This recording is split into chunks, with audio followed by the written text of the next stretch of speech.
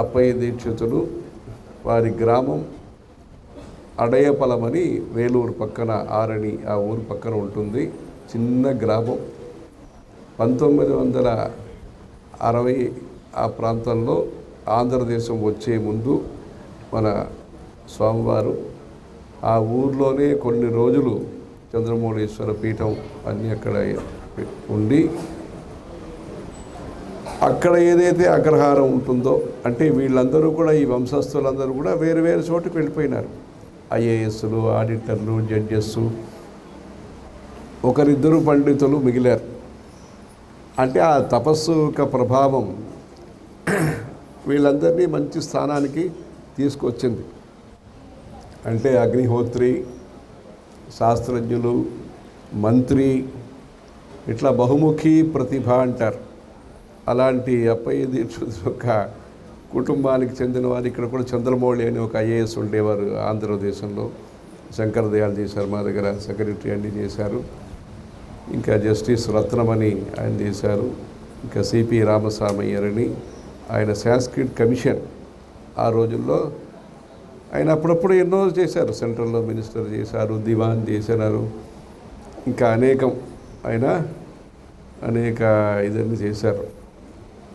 సంస్కృతం ఈ దేశంలో సంస్కృత భాషని ప్రచారానికి తీసుకురావటానికి ఏ చర్యలు తీసుకోవాలని ఒక కమిషన్ పెడితే, అలా గంగా కావేరి నీరు ఇప్పుడు నది అనుసంధానం అంటారు, అలాంటి విషయాలన్నీ ఆ రోజుల్లో చేశారు. అలా చేస్తున్నప్పుడు ఒక్కొక్కరు ఒక్కో చోటుకి వెళ్ళారు. మన్నార్గుడి అని ఒక ఊరు, ఆ మన్నార్గుడి అని తంజావూరు పక్కన ఉంటుంది. అక్కడ ఒక ఆయన రాజు శాస్త్రి గారని చాలా పెద్ద పండితుడు. 1895 సంవత్సరము మన కంచి స్వామివారి యొక్క పరమ గురువు గారు, అంటే ఆ పరమ గురువు గారే మన కంచి స్వామివారిని చిన్న వయసులో చూసి ఈయన భవిష్యత్తులో చాలా గొప్ప వ్యక్తిగా, ఆయన మహాత్ములుగా వస్తారని ఈయన కనిపెట్టిన వారు ఆయన ఊరిలో ఇప్పుడు కుంభాభిషేకం జరగబోతుంది. అది ఇక చెప్తాం. ఇంకా వారు శ్రీ చంద్రశేఖరేంద్ర సరస్వతి స్వామి, వారి పేరే వీరికి. అంటే ఆ కాలంలో అలా పెడతారు కదా, తాతగారి పేరు అదన్నీ పెడతారు, అలా ఉంటుంది. అంటే 8వ స్వామి, ఈయన 7వ స్వామి. చంద్రశేఖరేంద్ర సరస్వతి స్వామి 7, మన కంచి స్వామివారు చంద్రశేఖరేంద్ర సరస్వతి స్వామి 8. అలా వస్తున్నప్పుడు ఆయన అద్వైత సభ అని ఒక సంస్థ ప్రారంభించారు. ఆ రోజుల్లో తత్వ విచారంలో కొంచెం తేడా ఉండేది. ఇప్పుడు సంధ్యావందనం చేయటమే చాలా ముఖ్య విషయం అయింది కనుక ఇప్పుడు యొక్క మన ప్రయత్నాలు ఈ సంప్రదాయ, ఈ సనాతన ధర్మ సేవాగ్రామం దీంట్లో మారింది.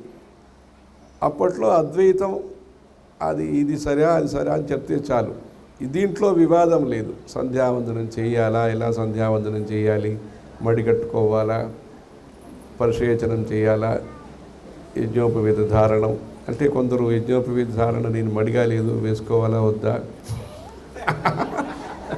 అట్లా అలాంటి ధర్మశాస్త్ర చర్చలకి అప్పుడు అవసరం లేదు. అందుకని ఆయన బ్రహ్మ విద్యాభరణం ప్రచారం చేయాలి, భామతి ప్రచారం చేయాలి, కల్పతరు ప్రచారం చేయాలి, పరిమళం ప్రచారం చేయాలి, పంచపాదిక ప్రచారం చేయాలి, వివరణం ప్రచారం చేయాలి. అంటే అప్పుడు ఉండే ప్రస్థానత్రయం అనేది వేరు. భామతి ప్రస్థానమా, ఈ వివరణ ప్రస్థానమా అని అప్పుడు ఉండే ప్రస్థానం వేరు, ఇప్పుడు ఉండే ప్రస్థానం అనేది వేరు. ధర్మపుత్రుడు చేసిన ప్రస్థానం అనేది వేరు, ఆయన ధర్మపుత్రుడు ఆ ప్రస్థానం వేరు. ఇప్పుడు మన వాళ్ళందరూ కూడా ఎంఎస్సికి వెళ్ళిపోతామా, ఇంజనీరింగ్కే అమెరికా వెళ్ళిపోతామా అని ఆ ప్రస్థానం వేరు. ఇలా ఉన్నప్పుడు ఆయన అద్వైత సభ అని ఒక ఏర్పాటు చేసి ఈ అప్పయ్య దీక్షుడు వంశస్థులు చెందిన రాజు శాస్త్రి గారిని, ఆయన కూడా చాలా స్వాముల వారిని గౌరవిస్తున్నట్టుగా ఆయన గౌరవిస్తారు.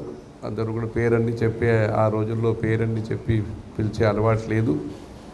అలా ఆయన ద్వారా ఏర్పాటు చేసి హరిహర శాస్త్రి అని ఒక ఆయన యొక్క ప్రముఖ శిష్యుడు ఈ రాజు శాస్త్రి గారి. అంటే సామవేద రుద్రానికి భాష్యం కూడా రాశారు ఈయన. ఈ ఆయన సామవేదులు కదా వీళ్ళు, భారద్వాజ గోత్రం, సామవేదం వీళ్ళు. అందుకని ఆయన సామవేద రుద్రానికి భాష్యం రాశారు. శాస్త్ర గ్రంథాలు రాశారు ఆయన. అంటే సమీపకాలంలో చూసిన ప్రసిద్ధ శాస్త్ర గ్రంథ నిర్మాణం చేసిన ఆయన. ఎలా వీరి గురువు గారు గోడాశాస్త్రి గారు క్రోడపత్రాలు ఇదన్నీ శతకోటి అదన్నీ రాశారు. అంటే వారికి అలా సందర్భం ఉంటే రాస్తారు. అంటే పాఠం చెప్పడానికి అవకాశము, ప్రోత్సాహన. అంటే వేపత్తూరు సుబ్రహ్మణ్య శాస్త్రి గారని పండితరాజుని ఆయన పిలిచేది. ఆయన తంత్రప్రసూన మాలిక అని ఆయన ఒక పుస్తకం రాశారు. ఈ అనంతకృష్ణ శాస్త్రి గారు ఆయన శతభూషణి అని రాశారు. ఆయన ఊరు పేరు నూరణి అని పేరు. నూరంటే 100, అణి అంటే అలంకారం. అది కేరళలో ఉండేవారు. అందుకని శతభూషణి అని, శతదూషణి, శతభూషణి, ఉత్తమూరు వీరరాఘవాచార్య అని అటువైపుకి ఈయన ఇది అలా రాసి పుస్తకం అచ్చివేశారు ఆయన. ఈ భాష్య గ్రంథాలు ఆ రోజుల్లో కలకత్తాలో ఆయన పనిచేస్తూ, అప్పుడే సర్వేపల్లి రాధాకృష్ణన్ గారు ప్రెసిడెంట్ అన్ని చేసిన ఆయన కలకత్తాలో ఉండేవారు. ఈయన అనంతకృష్ణ శాస్త్రి గారు కూడా కలకత్తాలో ఉండేవారు అప్పట్లో. ఈ భాష్య పుస్తకాలన్నీ అచ్చివేసి, అంటే వాళ్ళు ఎంత శ్రద్ధగా పుస్తకం చదివారనే దానికి ఉదాహరణంగా ఆ పేజెస్లో సగం కింద అండర్లైన్ ఉంటుంది ప్రింటింగ్లో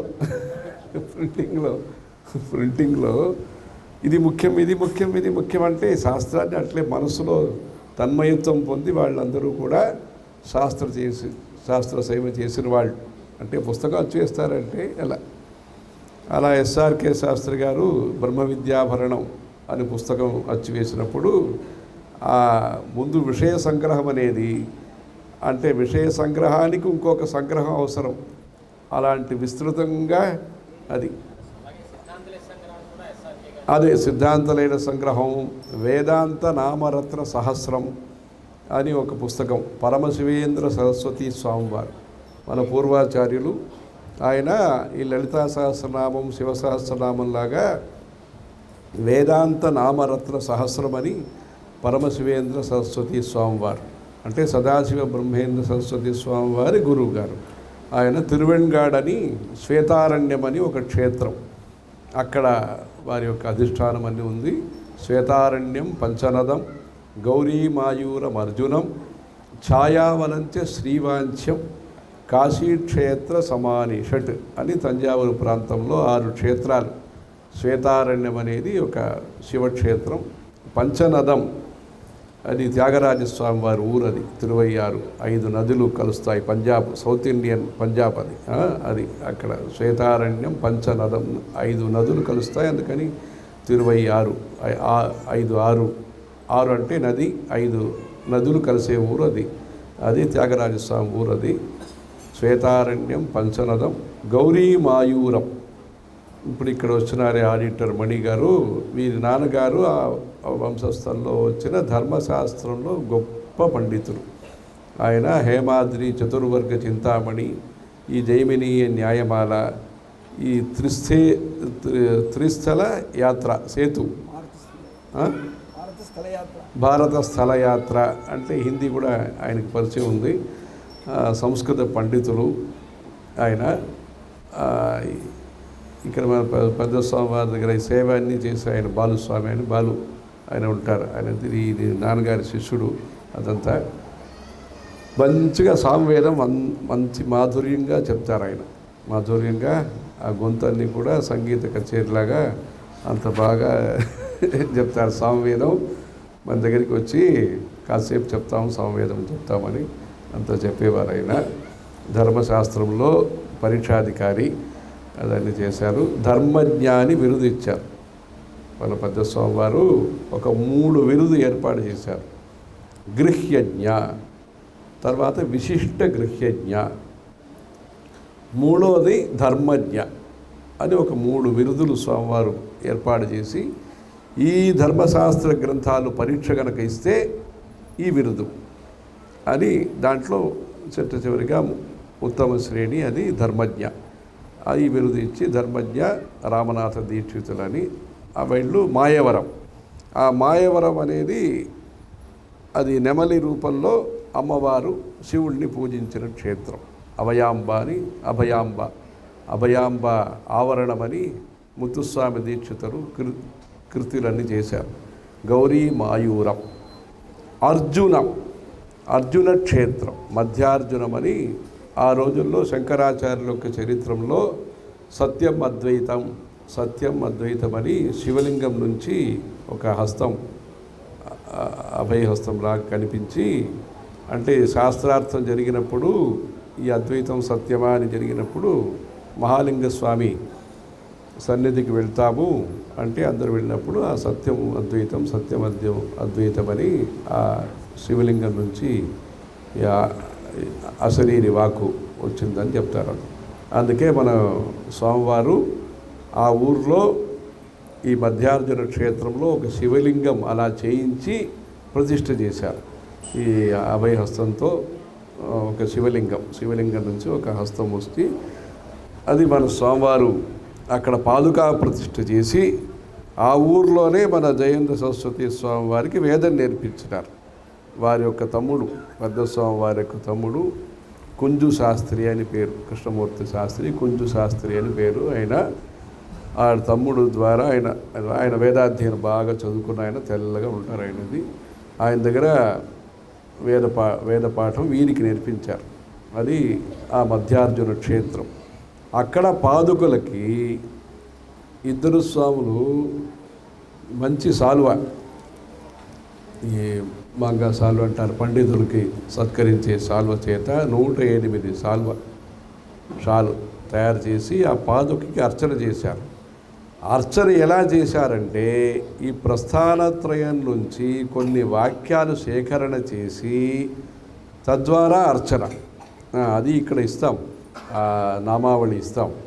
స్వామివారు సేకరణ చేసిన అద్వైత భావం గర్భిత నామావళి, గీతా భాష్యం నుంచి, సూత్ర భాష్యం నుంచి, ఉపనిషద్ భాష్యం నుంచి అంతా సేకరణ చేసి ఒక్కొక్క నామ చెప్పి 108 సాల్వలు అర్చన చేసి ఈ అద్వైత శాస్త్రం చదువుకున్న పండితులకి బహుమానంగా ఆ సాల్వలు ఇచ్చారు.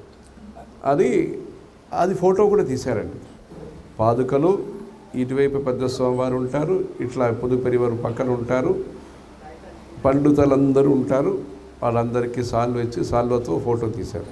అలా ఈ మధ్యార్జున క్షేత్రం అది కాశీకి సమానమైన క్షేత్రం. అది మధ్యార్జునమని ఎందుకు పేరు వచ్చింది అని ఒక జస్టిస్ ఒక ఆయనకి స్వామివారు చెప్పారు. జస్టిస్ రత్నవేల్ పాండియన్ అని సుప్రీంకోర్టు జడ్జి చేశారు. అంటే ముందు ఆయన చిన్న వయసులో వేరే నమ్మకంగా ఉండేది.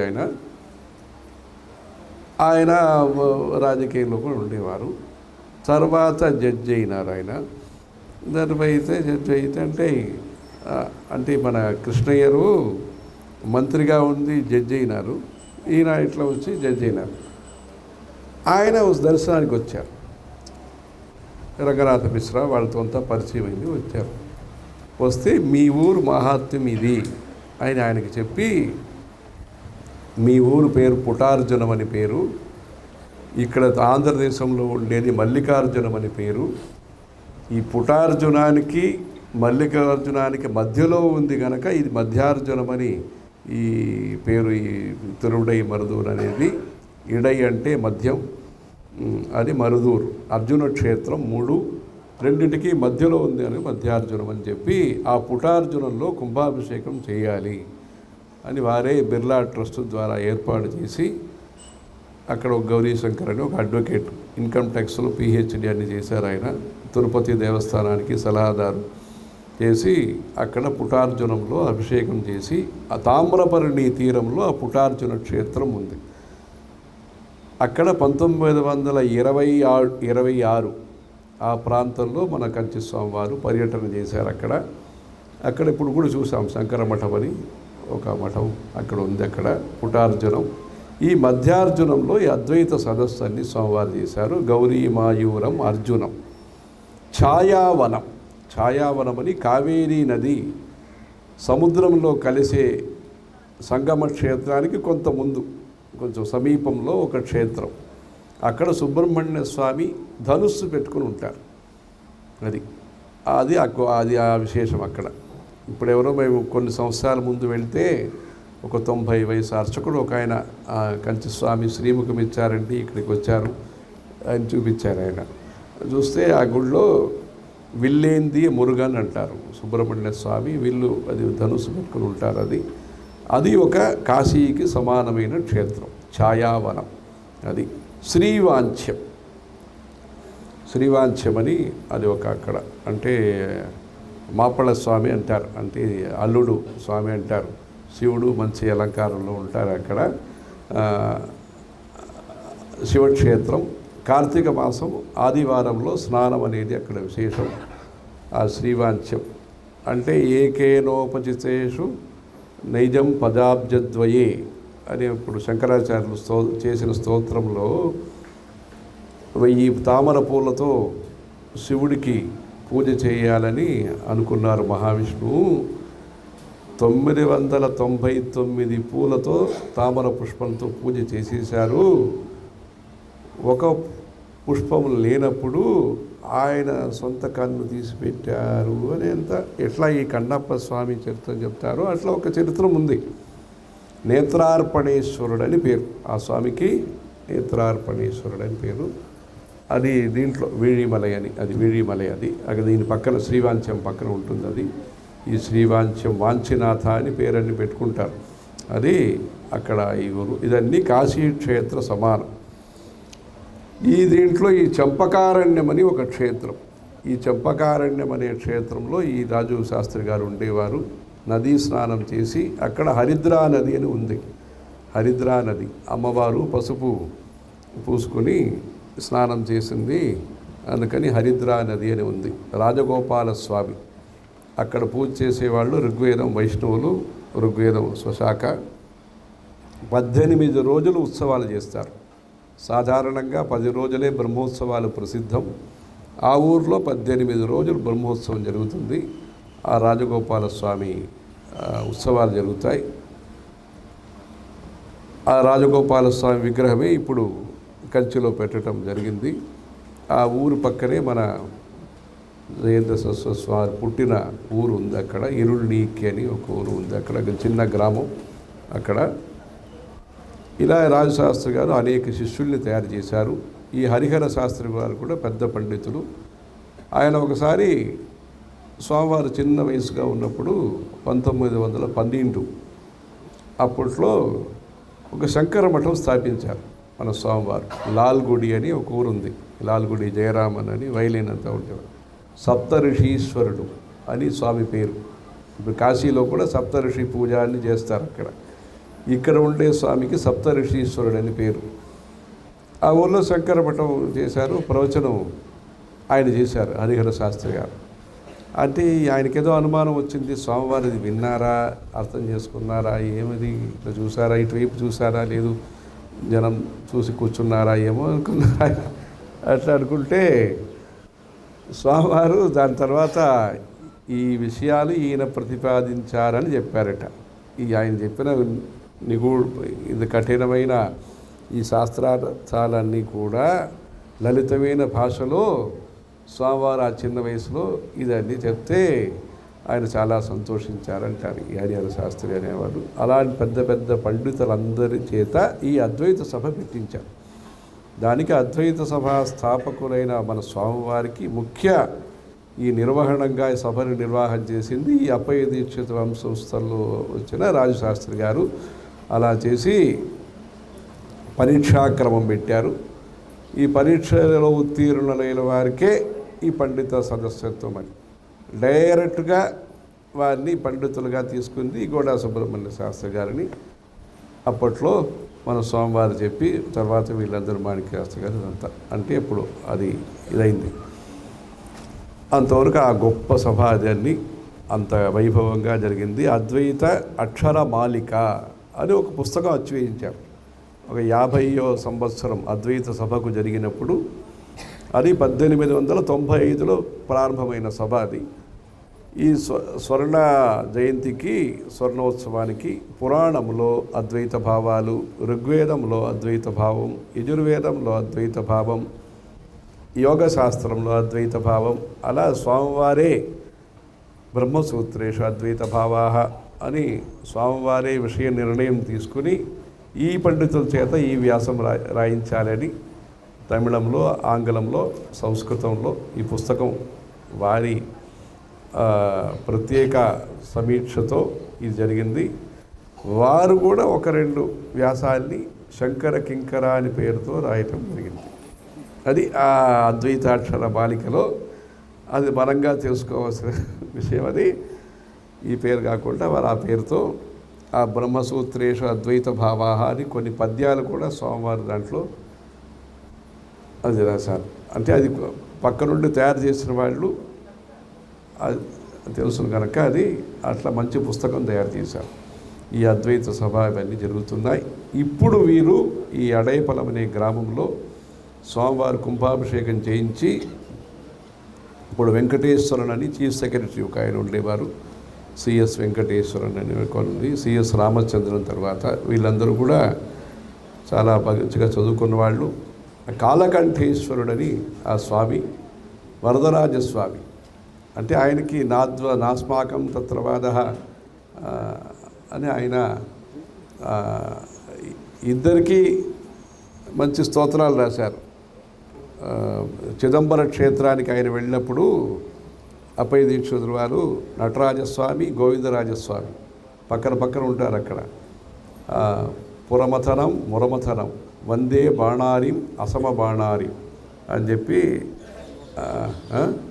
ఎన్నో శ్లోకది మారమణం ఉమారమణం పణిధర తల్పం పణాధర ఆకల్పం మురమథనం పురమథనం వందే బాణారి అసమ బాణారి. ఒక చోటు నుంచి ఇద్దరిని నేను చూస్తున్నాను, గోవిందరాజస్వామి చూస్తున్నాను, నటరాజస్వామి చూస్తున్నా అని చెప్పి శివపదం దిదృక్షేపరం అని చెప్పి చిదంబరంలో ఆయన లీనమైనారని, శరీర త్యాగం చేశారని అని చెప్తారు. శివపదం అని చెప్పి అంటే వాళ్ళు చెప్పినప్పుడు ఇంత పెద్ద వయస్సు కూడా వచ్చి నాకు ఇంకా ఇప్పుడు శంకరాచార్య స్తోత్రంలో ఉంది, మయా పంచాశీతే రధికమపనీతేతు వయసి ఇదాచి మాత అంటారు. అది అప్పయ్య దీక్షల గురించి కూడా చెప్తారు. అది అలా చెప్తారు. అది అది లంబోదజనని అదే దాంట్లో ఈ పయా పంచాశీతే అని 85 వయసు ఆయన ఉన్నారని చెప్తారు. అది ఈ అప్పయ్య దీక్షల వంశస్థులందరూ కూడా అంటే వీళ్ళు 13వ తరము 14వ తరము ఈ ఎత్తనాది ఇదే వంశం 13, 14, 15 ఈ తరాలు వాళ్ళందరూ కూడా ఇక్కడికి వచ్చి మన రామేశన్ గారు ఇక్కడ ఆంధ్రదేశంలో బాగా తిరుపతి అన్నీ బాగా సేవ చేసిన వాళ్ళు అప్పయ్య దీక్షితులని పుస్తకం కూడా రాయించారు. ఆయన పాత ఫోటోలు అన్నీ పెట్టి రామేశన్ ఐఏఎస్ గారు అప్పయ్య దీక్షితులని పుస్తకం రాశారు. వారి వంశస్థులందరూ కూడా వచ్చి ఇక్కడ భిక్షావందనం చేయాలి, ఆంధ్రదేశంలో చేయాలి అంటే ప్రతి సంవత్సరం అక్కడ చేస్తుంటారు. ఆయన గొప్పగా చెప్పిన వీర పూర్వీకులైన అప్పయ్య దీక్షితులు గొప్పగా చెప్పిన ఆంధ్రదేశంలో వీరు భిక్షావందనం చేయాలని ఇక్కడికి చాతుర్మాసాలు వారందరూ వచ్చారు. వీళ్ళందరూ కూడా సామవేద సభ అని ఒకటి చేస్తుంటారు. అంటే వేదిక్ మైనారిటీస్ అంటే ఈ ఋగ్వేదం కానీ సామవేదం కానీ వాళ్ళు కొద్ది సంఖ్యలో ఉన్నారు కనుక ఇక్కడ ఆంధ్రదేశంలో కూడా ఈ వెంపటి ఈ యనమండ్రం అలా కొందరు ఉంటారు ఇక్కడ. అక్కడ కూడా అది సంఖ్యలో సామవేదం సామవేద సభ అని పెట్టుకుని ఉద్గాత అని ఒక కార్యక్రమం చేశారు. ఇప్పుడు అష్టబ్రాహ్మణం అని ఈ అష్టబ్రాహ్మణ ప్రచారం, దాండ్య బ్రాహ్మణం ఇలాంటి ఆ పుస్తకాలన్నీ అచ్చివేశారు ఒక ఆయన లక్ష్మీకాంత శర్మ అని. అది అష్టబ్రాహ్మణ పారాయణాలు లుప్తమైన విషయాల్ని ప్రచారం తీసుకురావాలని చేస్తున్నారు. ఒకసారి మన స్వామివారు శివార్కమణి దీపిక అది చదవమన్నారు. ఏదో ఒక సందర్భంలో బ్రహ్మసూత్రాల గురించి వస్తే ఈ శిరోవ్రతం విధివద్యయిస్తు చీర్ణం అని చెప్పి ఆ శిరోవ్రతం అంటే ఏమి అంటే ఆథర్వణికానామేవ శ్రూయతే అని చెప్పి, అంటే నిప్పు ఏదో ఒక కుండం పెట్టుకుని తలలో పెట్టుకుని అదో తపస్సు చేస్తారట, ఏదో ఒక వ్రతం అది. ఆ వ్రతం గురించి అదే ముండకోపనిషంలో శిరోవ్రతం విధివంతి స్తుచీర్ణం అంటే ఆ శిరోవ్రతం ఎక్కడుంది అది దానికి నమోష్ణీషినే తెలుసు. కానీ మనకి అది స్వామివారు శివార్కమణి దీపిక తెప్పించి దాంట్లో అప్పయ్య దీక్షితులు వారు ఏం చెప్పినారు ఆ శిరోవ్రతం గురించి అది చదవమని చెప్పి ఆ బ్రహ్మసూత్ర భాష్యాన్ని అంటే ఒక నిమిషం ఆపారు. ఆధునిక సమయంలో, ఆధునికం అంటే మరి నిన్న కాదు నేడు కాదు, ఒక 400 సంవత్సరం ముందు ఇంత పెద్ద గొప్ప పండితుడు ఒకడు, అంటే మంత్రిగా ఉండి అగ్నిహోత్రిగా ఉండి ఇలా రామాయణ తాత్పర్యం భారత తాత్పర్యం అన్నీ రాసి అనేక శాస్త్రాలకి పుస్తకం రాసి చేశారంటే అది సులభ సాధ్యం కాదు కదా అని చెప్పి, ఆ రోజుల్లో విక్షేపాలు లేవు, అందుకే ఈయన చతురధిక శత ప్రబంధకర్త అయినారన్నారు. స్వామివారు చెప్పింది అది. విక్షేపాలకు ఏమేమి కారణం అని చెప్పారు, తర్వాత చెప్తాం అనుకోండి. ఇది స్వామివారు ఆ రోజు మన దగ్గర చెప్పిన మాట.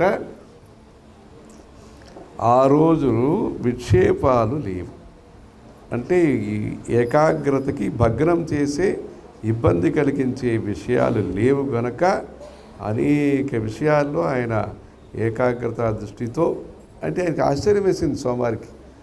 ఈ పురాణంలో ఉందంటారు, ఈ శాస్త్రంలో ఉందంటారు, ఆయన ఉదాహరించే విషయాలన్నీ అప్పయ్య దీక్షితులు గారు చెప్తున్న విషయాలన్నీ ఆయన చూసి ఒక విషయం చదువుతున్న ఆపమని చెప్పి ఆశ్చర్యపడి ఈ విషయం చెప్పారు.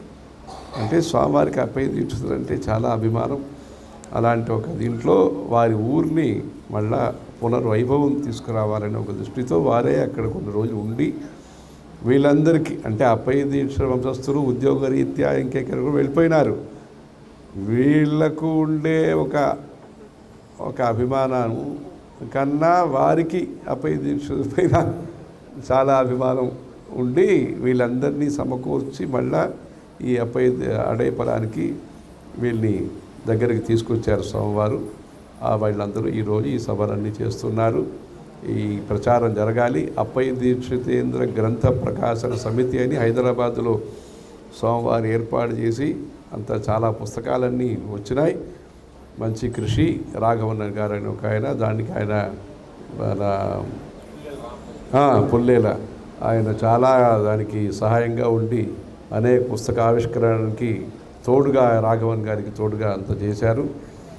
ఇంకొక ఆయన వీళ్ళ వంశస్థులే ఒక ఆయన ఉంటారు, రామనాథ దీక్షితులని, వీళ్ళ ఇదే ఆయన దానికంతా గ్రంథ ప్రకాశనానికంతా తోడుగా ఉండి ఇలాంటి మంచి విషయాలు సభలు మంచిగా జరుగుతున్నాయి. ఇది 2వ సభ.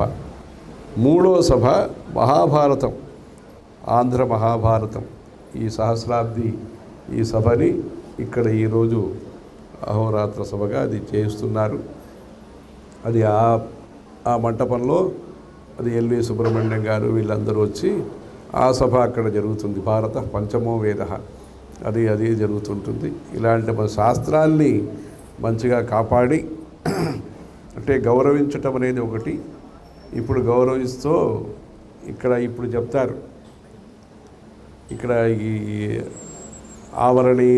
ఆవృతే అంటారు. ఈ శ్రీ విద్యా సంప్రదాయం ఇది ఎంత దీంట్లో వీళ్ళు ఈ చతుర్థావరణం పంచమావరణం ఇదని చెప్తారు. అక్కడే మహావిష్ణువు ఉన్నారు, ఇక్కడ ఒక ఆవరణం ఉంది, ఇక్కడ ఒక ఆవరణం, ఇది ఒక ఆవరణం. కానీ ఇది ఆవరణం అనేది ప్రకాశనం కోసం ఉపయోగపడే ఆవరణం, అది నవావరణం. కానీ ఇప్పుడు నవంగా ఉండే ఆవరణం ఆచ్ఛాదనం చేసేస్తుంది. అది పటాచ్ఛాదనం అని ఆగమ శాస్త్రంలో ఉంటుంది, ఎప్పుడెప్పుడు తెరవేయాలి అని ఉంటుంది. అలా ఇది ఈ ఆవరణం లేకుండా వర్ణం అనేది ఉండాలి, శాస్త్రానికి వర్ణం అనేది ఉండాలి. దానికి ఈ వర్ణం వారు చాలా కృషి చేయాలి. కృషి చేయటానికి విద్యా విధానంలో మనకు కింద నుంచి మార్పు రావాలి. దానికోసమే ఈ సనాతన ధర్మ సేవాగ్రామం అని అందరికీ అంటే వీళ్ళకి ఆకాంక్ష వేరుగా ఉంది. ఆ రోజుల్లో ఉండే ఆకాంక్ష వేరు, పునఃకథం పూత అని ఆకాంక్ష అప్పుడు. ఇప్పుడు ఉండే ఆకాంక్ష వేరు. ఈ ఆకాంక్ష రెండు కలిస్తే ఈ అమరకోశాలు, మూవులు, ప్రథమ విభక్తి ఇవన్నీ కూడా మళ్ళా ఈ ఆంధ్రదేశంలో ప్రచారానికి వచ్చి ఈ వేద పాఠశాల, సంస్కృత పాఠశాల అన్నింటిలో కూడా సంస్కృత భాష అనివార్యంగా ఏర్పాటు చేసి దానికోసం ఒక పెద్ద ఉద్యమం తయారు చేసి, అంటే ప్రజాబాహుల్యంలో, ప్రజాసామాన్యంలో సంస్కృత భాషా ప్రచారం వీళ్ళందరూ చేస్తున్నారు. సంస్కృత భారతి ఇవన్నీ చేస్తున్నారు. కానీ ఈ వేద పాఠశాల, స్మార్త పాఠశాల మధ్యలో మనం ఈ సంస్కృత భాషని ప్రచారం చేస్తూ ఆ విద్యకి సంబంధించిన సంస్కృత భాషను కూడా నిన్నే చెప్పారు ఈయన చిరావర్ గారు. అలా కొన్ని పుస్తకాలు ఉన్నాయని చెప్పారు. అలా ఇప్పుడు ఒక ఆయన గోకర్ణంలో సాంబదీక్షితులని ఒక ఆయన సోమ సహస్రనామం, అగ్ని సహస్రనామం, వాయు సహస్రనామం అని వేదాల నుంచి ఎక్కడెక్కడి నుంచి ఆయన సేకరణ చేసి ఆ పుస్తకాలు వచ్చి వేశారు ఆయన. అలా అందరికీ కూడా మనం ఇలాంటి అవకాశం ఏర్పాటు చేసి, అంటే సమయం అయిందని ఒక దీనికి ఇలాంటి ఏర్పాట్లన్నీ మనం చేసి ఈ భాష్య ప్రచారం అన్నీ చేయాలి. అక్కడ మహారాష్ట్ర నుంచి ఒక ఆయన వచ్చారు, గైసాస్ గురుజీ అని ఒక ఆయన వచ్చారు. ఆయన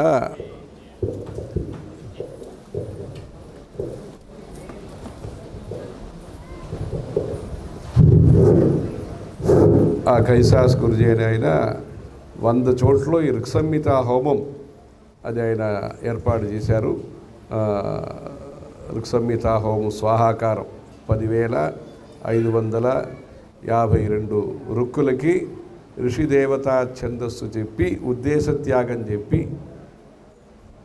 ఆ ఉద్దేశ త్యాగం అగ్నైదన్నవమా, వాజవైదన్నవమా, పవమానాయదన్నవమా అది ఉద్దేశ త్యాగం. కానీ మన ప్రజలు ఉద్దేశాన్ని త్యాగం చేయకూడదు. ఈ మానవ జీవితం దేనికోసరం ఉంది అనే ఉద్దేశాన్ని వాళ్ళు దేశత్యాగం కొంత చేస్తున్నారు. మరి అవసరాన్ని బట్టి ఇప్పుడు దీనికి ఉద్దేశ త్యాగం మనం చేయకుండా మనం ఇక్కడే భారతదేశంలో మంచి గొప్ప సంస్థల్ని మనం, అంటే లౌకిక విద్యలో హయ్యర్ ఎడ్యుకేషన్కి భారతదేశంలో ఏర్పాటు చేయాలి. ధార్మిక విద్యలో మనం కింద స్థాయి నుంచి ప్రారంభించాలి. ఇది పరిస్థితి.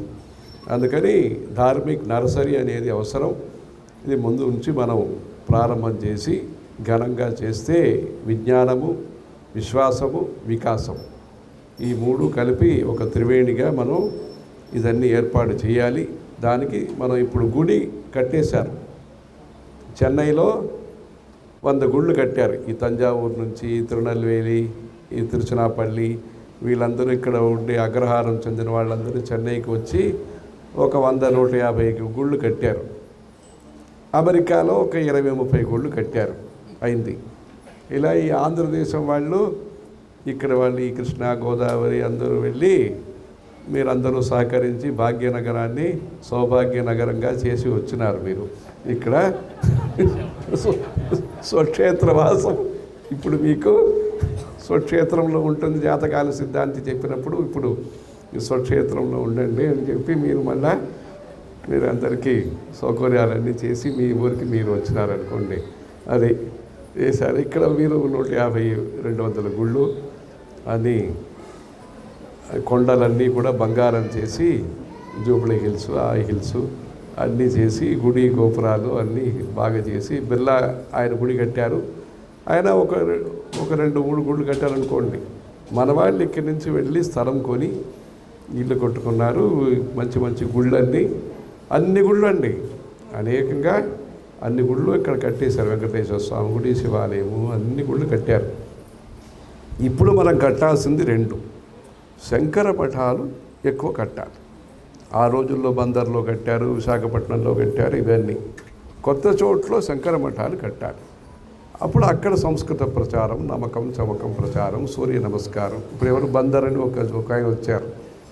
ఆ రోజుల్లో జనార్దన స్వామి, కుపాలక్ష్మణ స్వామి అక్కడ LIC ఉద్యోగస్తుల మధ్యలో ఈ నమకము చమకము సూర్య నమస్కారం అని నేర్పించి మంచి సంఘం తయారు చేశారు. అలా శంకర మఠాలు అక్కడక్కడ కట్టి అక్కడ వేదశాస్త్ర ప్రచారం అంటే వేద పండితులకి ఈ లౌకికులకి ఒక మధ్యము ఒక సేతు బంధనం చెయ్యాలి. ఆ సేతు విద్య అని ఒకటి ఇప్పుడు మనం చెప్తున్నాం. అంటే వేద పండితులకి కొంత లౌక్యం, ఈ లౌకికంగా ఉండే వాళ్ళకి కొంత వేద పరిచయం. అలా చేస్తే నిన్న చెప్పినట్టుగా నిశా శశాంకం శివయా గిరీశం శ్రియా హరిం యోజయత ప్రతీత విధేరపి స్వారసిక ప్రయాస పరస్పరం యోగ్య సమాగమాయ. ఈ పరస్పరం యోగ్య సమాగమం జరగటానికి ఈ ఆగమం పని అని మనం వాడుకోవాలి. దానికోసం మనం జీవితంలో ఉపయోగపడే విద్యల్ని నేర్పాలి. జీవ విద్య మీరు నేర్పిస్తారు, జీవన విద్య నేర్పిస్తారు. దీంతోపాటు ఈ జీవితంలో లైఫ్ సైన్స్ అని చెప్పి సంసారం నుంచి తరింపచేసేది అనేది వేరు. ఈ సంసారం చూసి వాళ్ళు యదహరేవ ప్రవ్రజేత్ అలా అలా అయిపోకూడదు. సన్యాసం కోసం అవుతే విషయం వేరు. అది బాధ్యతల్ని నిర్వహణ చేసే విషయంలో అలా కాకుండా మంచి విద్య ఉపయోగపడాలి. దానికోసం మీరందరూ కూడా శాస్త్ర పండితులందరూ కూడా శంకర మఠ నిర్వహణం ఒకటి. రెండోది విద్యా విధానంలో మంచి మార్పులన్నీ తీసుకొచ్చి ఈ సనాతన సత్సంప్రదాయాలు ఈ ఆంధ్రదేశంలో దక్షిణ భారతంలో ఈ మంచిగా జరిగే ఈ ప్రదేశం యొక్క పవిత్రత గౌరవాన్ని ఇంకా భావితరానికి అందించే విధంగా ఇదన్నీ మంచిగా చేయడానికి మంచి అవకాశము. అందరూ వచ్చారు ఇక్కడ. ఇలాంటి దీంట్లో ఈ సంప్రదాయ అది విజయవాడలో కూడా ఈ ప్రారంభమైంది, అది చేస్తూ ఉంటారు. ఈ విద్యా విధానంలో ఈ చాతుర్మాస సందర్భంలో ఇంకా కొన్ని సభలు ఉంటాయి. పురోహితుల కోసం ఒక సభ పెట్టాము, ఇంకా విద్యార్థుల కోసం ఒక సభ, అంశకాలీన వేద విద్యా యోజన పార్టయం వేదిక్ ఎడ్యుకేషన్ సిస్టమ్ వాళ్ళ సభ ఒకటి పెట్టాం. అనేక సభలన్నీ జరుగుతూ ఉంటాయి. తద్వారా ఈ మన భారతదేశం యొక్క చరిత్రాన్ని అందరూ గౌరవిస్తూ తద్వారా అందరికీ శ్రేయోభూయాత్ సకల జనానామని అందరికీ మంచిది కలగటానికి ప్రార్థన చేయాలి. హర హర శంకర, జయ జయ Shankara. Do subscribe to our channels, hit the like button and get notified when new videos are uploaded.